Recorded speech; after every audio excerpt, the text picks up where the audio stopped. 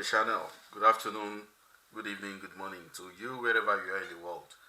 Our focus today is very simple. You have developed a manuscript, it is well written, you have fine-tuned your text, it is logical enough, you've built your conceptual model or schematic representations, and then you now need to run to a conference and make a PowerPoint presentation out of that work that you have done. Or you already even published the paper and you decide to show it off in a conference. So how can you develop your paper or your manuscript into a full presentation, a research presentation using ChatGPT? So today we're going to learn about how you turn your paper into a research presentation using ChatGPT. The steps are very clear, as they are always done here. We are going to follow 4 steps, right? Or 5 steps rather. The first one is you write a prompt on the number of slides that you want or the time for the presentation. The thumb of rule is 1 slide 1 minute. So if you want a 20 minutes presentation, then you are asking ChatGPT relatively to give you a 20 slide presentation. So you prompt the number of slides. You can make a description of everything you want done in each of the slides, and then you can style it, font type, font size. You can even ask for suggestions on images that are good enough for each of the slides. So that will be your second step. So you can even ask for suggestions on case studies that are related to your work, such that you can use them to do a compare and contrast while you are making the presentations. When you're done, one thing you can also do is prepare question and answer for hand, such that you are well prepared based on your work. So you can make a prompt to ChatGPT saying something like, what are 5 likely questions from the audience and how should I approach them based on my research? In addition to that, you can also ask for analogies to complex terminologies from the general audience, because that is always happening at conferences. You're going to present to a variety of people, and then some people actually are in the same specialization as you. They understand what you present. They don't ask you questions out of the box. But there are some other people that are going to bring analogies that, okay, for example, what you've said is like this and this and this. How can I compare and do that? So you can, beforehand, you can ask ChatGPT to give you some analogies, and then you can finalize the slide using PowerPoint, because whatever you get, you still have to go to PowerPoint to do some little editing here and there to make it look better, or even do it in Canva. So let's head to ChatGPT as we usually do, and I'm going to use a prompt that I already prepared. But before that, I need to upload a paper. So I'm going to upload one of my publications. I had a paper from my publications. Let me say papers. And I'm going to add this very one that we used the other time, the one on offshore Brazil. Or let me use this one. I also like this paper also. Okay, so and then we are going to run a prompt, which is very simple. And the first part of that prompt is I want to generate.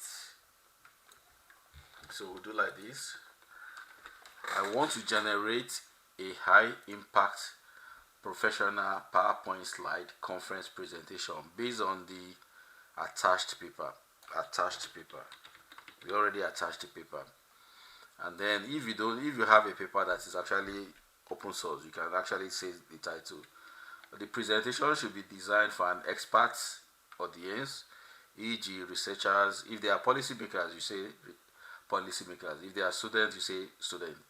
It must be clear, engaging, and visually well structured, suitable for a 15 to 20 minutes oral presentation. If you do the prompt here, it's going to give you a PowerPoint outline, right?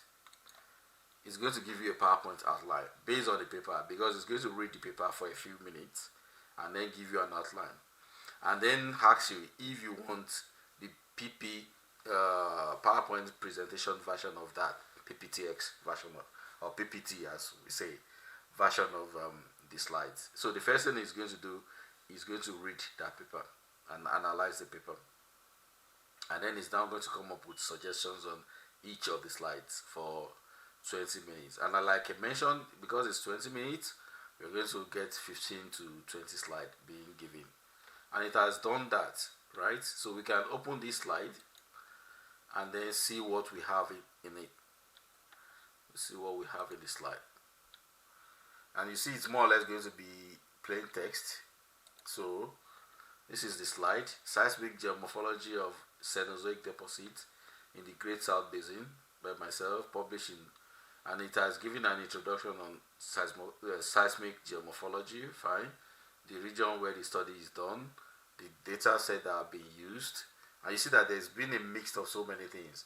The mass transport deposit that were divined, the clinoforms divined, and contorite drift, the impact for and conclusion, and that is it. So that is the simple thing you get. But you can prompt it further, like you can add more content by saying please follow the structure visual of the following.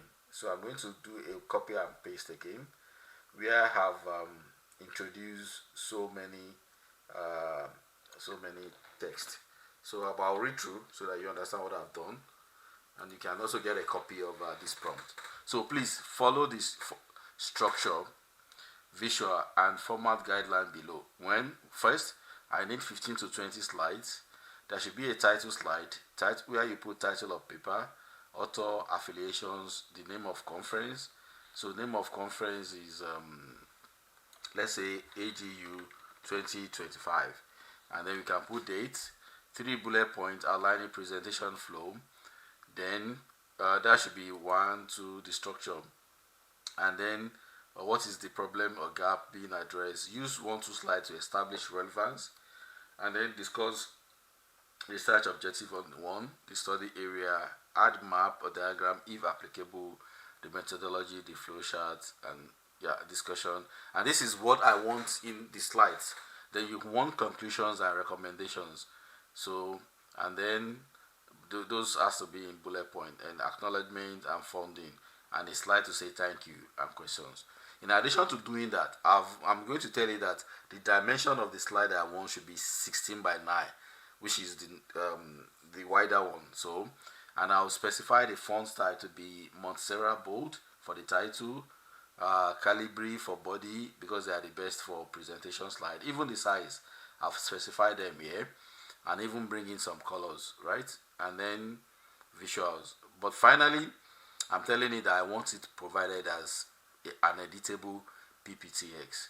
You can even say something like background should be black throughout or white throughout, and then we hit the enter button, and it's going to analyze the command I've set for it. Remember, what I've done here is I've added the structure in terms of what I needed to extract from that paper, and also giving it instructions on what I need the PowerPoint slide to look like. Of course, there are several other tools, AI tools, that are good for making PowerPoint presentations. A very good example of that is Gamma. Gamma is a very good one, very good one also, and it also has the ability to generate ideas for you.